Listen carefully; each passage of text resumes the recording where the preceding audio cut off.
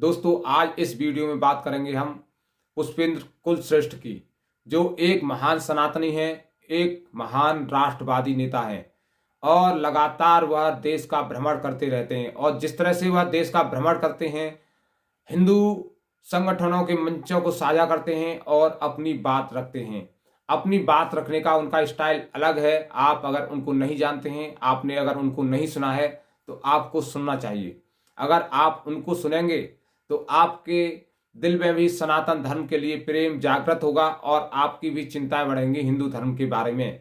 और आपको भी समझ आएगा कि किस तरह से हिंदू धर्म के सामने जटिल समस्याएं खड़ी हैं और किस तरह से हमारे देश की राजनीति काम कर रही है, किस तरह से हमें इस सनातन यज्ञ में साथ देना चाहिए।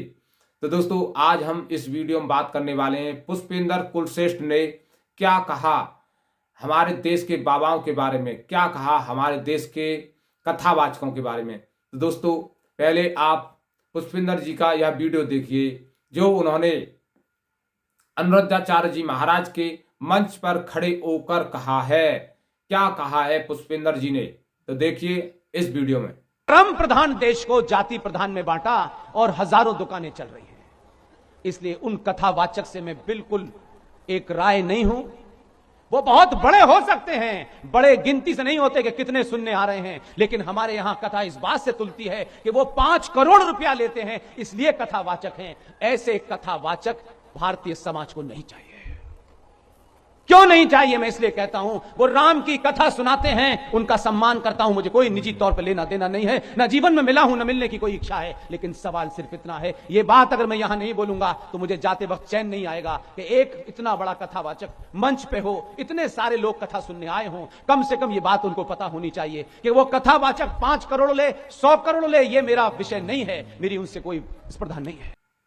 दोस्तों पुष्पेंद्र जी ने लगातार कथावाचकों को टारगेट किया और ऐसी हिम्मत कोई बिरला ही व्यक्ति कर पाता है जो पुष्पेंद्र जी ने किया। जिस तरह से पुष्पेंद्र जी को अनुरुद्धाचार्य जी ने अपना मंच दिया, उन्होंने सोचा होगा कि हिंदूवादी और राष्ट्रवादी व्यक्ति है, हमारी भी थोड़ी तारीफ करेगा और हमारा भी यशगान करेगा। लेकिन हुआ इसके बिल्कुल विपरीत।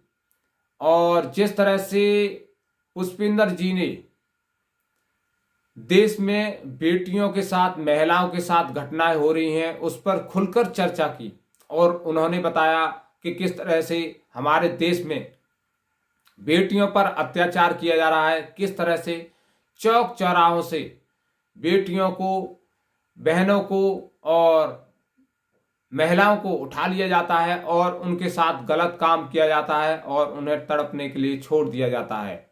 और उन्होंने फ्रिज का भी संबोधन किया, किस तरह से हमारी बहन बेटियां फ्रिज में कटकर लगी रहती हैं।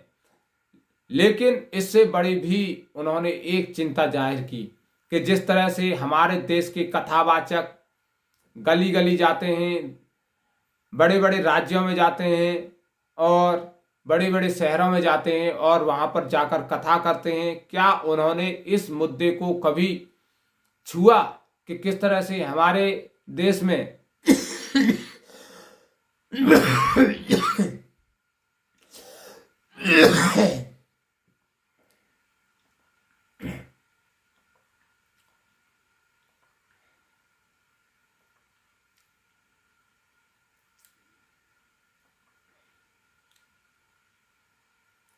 कि किस तरह से हमारे देश में महिलाओं के साथ अत्याचार हो रहा है, बहन बेटियों के साथ अत्याचार हो रहा है। इसे लेकर कथावाचकों ने कभी यह आवाज क्यों नहीं उठाई कि इन जैसे दरिंदों के साथ जो लोग बहन बेटियों के साथ अत्याचार करते हैं उनके खिलाफ कड़ी से कड़ी कानूनी कार्रवाई हो। अगर उनके खिलाफ अगर ऐसे व्यक्तियों के खिलाफ कड़ी कानूनी कार्रवाई नहीं होती है तो हम संघर्ष करेंगे और जब तक हमारी बेटी को न्याय नहीं मिल जाता हम लगातार शासन प्रशासन पर दबाव बनाएंगे। और उसके बाद उन्होंने एक बड़ी बात और कही कि किस तरह से हमारे देश में सनातन के नाम पर, हिंदू धर्म के नाम पर बाबा बड़ा बिजनेस कर रहे हैं और उन्होंने सीधे सीधे करोड़ों रुपए लेने का आरोप लगा दिया बाबाओं पर। और उनका कहना था, क्या सनातन धर्म को व्यापार बना दिया गया है? अगर व्यापार बना दिया गया है तो किस तरह से ये लोग हमारे सनातन धर्म को, हमारे हिंदू धर्म को आगे ले जा सकते हैं? उन्होंने सीधा सवाल किया अनिरुद्धाचार्य जी के मंच से खड़े होकर। आप क्या समझते हैं इस घटना के बाद हमारे देश में क्या माहौल बना? आप पुष्पिंदर जी के बारे में क्या सोचते हैं? कथावाचकों के बारे में क्या सोचते हैं? हमें कमेंट बॉक्स में अवश्य बताएं। और सच्चे सनातनी को एक बार जय हिंद अवश्य कहें, क्योंकि वह बिना किसी लोभ लालच के एक मुहिम चलाए हुए हैं, जिसके चलते वह लगातार हिंदुओं के सामने आ रही परेशानियों का जिक्र करते हैं। सनातन धर्म को किस तरह से खत्म किया गया उस पर जिक्र करते हैं। हमारे इतिहास में क्या लिखा हुआ है और हमें पढ़ाया क्या गया, उन सब बातों पर जिक्र करते हैं। हमारे देश में आज़ादी कैसे मिली, हमारे देश में आज़ादी के बाद क्या माहौल था और किस तरह से धर्म गुरुओं ने हमारे देश को अंधेरे में रखा, किस तरह से नेताओं ने हमारे देश को अंधेरे में रखा, किस तरह से हिंदुओं के साथ धोखा हुआ, इन सब बातों पर वह खुलकर बात करते हैं।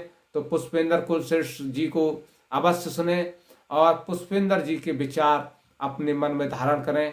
जय हिंद, जय भारत, जय सनातन।